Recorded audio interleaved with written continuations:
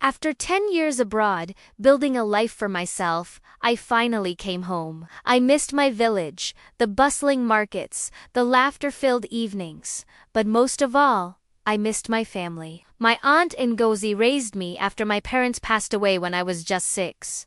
She was more than an aunt. She was my mother, my everything. Now, with my studies done and a good job, I was so excited to come back, to reconnect, to help the village I loved. But the moment I stepped off that bus, something felt wrong. The air was thick with a tension I couldn't name. Aunt Ngozi's hug was warm, but her eyes held a story her smile wasn't telling. I was too caught up in the joy of being home to notice it at first. But soon, her little comments started to sting. When I talked about my achievements abroad, her smiles were tight, forced. Must be nice to live that life, huh? She'd say, a strange edge to her voice. The world's out there waiting for you, while we're stuck here.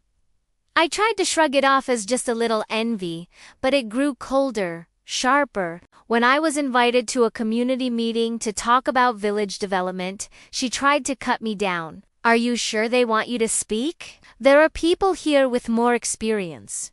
Her words were like little daggers.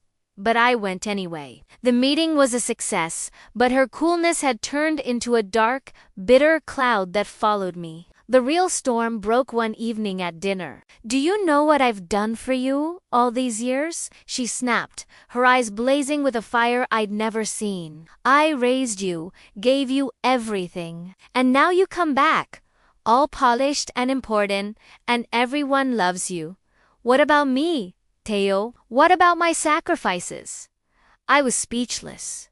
She wasn't finished. You think your fancy job and time abroad make you a queen here? You think you can just take everything I've worked for? That's when I understood. Her love had curdled into resentment, a deep-seated jealousy I had been blind to. The next few days were a nightmare. It felt like the entire village was turning against me, orchestrated by an unseen hand. I'd go to the market, and vendors would refuse to sell to me, saying they were instructed not to. At the village well, the rope would mysteriously break every time I tried to draw water. It was sabotage, plain and simple. I was being pushed out of my own home, and I couldn't understand why. My childhood friend Kioma finally gave me the missing piece of the puzzle. I overheard something, she told me, her face full of worry. Your Aunt Ngozi, she's been spreading stories. She's telling everyone you're here to take over everything, your father's property. Everything. She says you've changed, that you don't care about us anymore. My heart sank. The woman who raised me was poisoning my name, turning my own people against me with lies. Kioma's warning came just in time. Watch your back, Teo. It sounds like she's been planning this. And she had. At the next village meeting, I presented a business plan to help local women. Before the applause could even die down, Aunt Ngozi stood up. She publicly ridiculed my idea, calling it too ambitious and too foreign.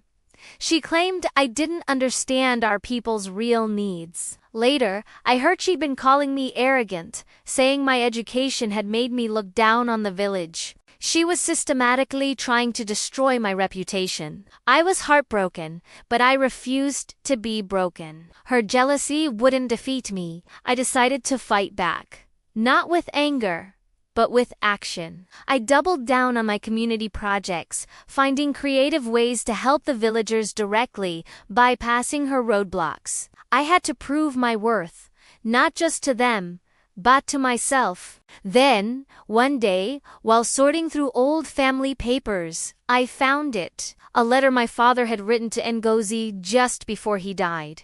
A letter I had never seen. My hands trembled as I read his words. He thanked Ngozi for promising to raise me, but he was also crystal clear about his wishes. Upon his death, all his land and assets were to be my inheritance, to secure my future. Suddenly, everything clicked into place. This wasn't just about my success or the community's praise. This was about greed. My aunt had been waiting, hoping I'd never return so she could claim my inheritance for herself. Armed with this painful truth, I knew what I had to do. It was time for the final confrontation. I faced her, holding the letter. "I know what you've been doing, Aunt Ngiosi," I said, my voice shaking but firm.